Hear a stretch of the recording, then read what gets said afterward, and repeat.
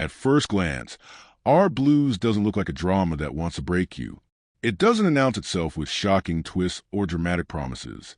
It arrives quietly, almost casually, like a story you think you already understand. And that's exactly why it hurts more than expected. Because instead of preparing you for emotional impact, it lowers your guard. It invites you in with familiarity, then slowly reveals how much weight ordinary lives can carry.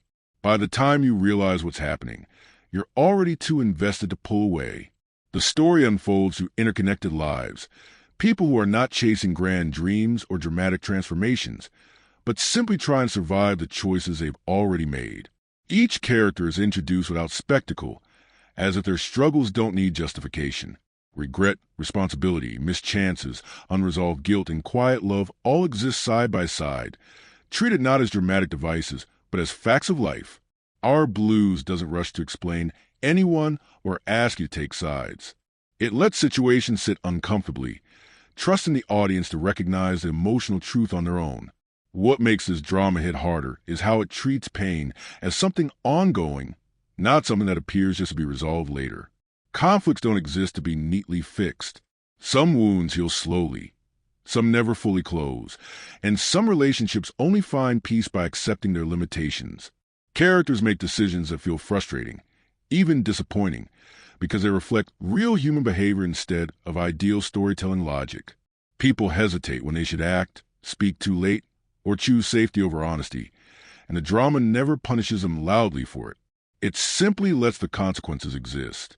Unlike many K-dramas that build momentum through escalating events, Our Blues builds emotional weight through accumulation. Small moments stack quietly until they become overwhelming. A conversation that doesn't go the way it should. A reunion that doesn't bring relief.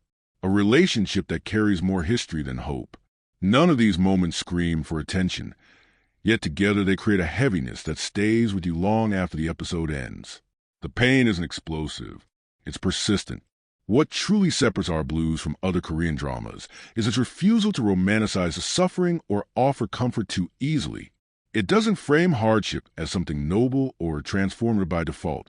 Life is simply hard, and sometimes all a person can do is endure it while trying not to hurt others in the process. The drama respects silence as much as dialogue, and restraint as much as emotion. It understands that some feelings are too complex to be resolved within a single conversation or a single turning point. Even the relationships in Our Blues avoid familiar patterns. Love isn't portrayed as a cure, and connection doesn't automatically lead to happiness. Instead, relationships are shown as complicated negotiations between who people were, who they are now, and who they can realistically become.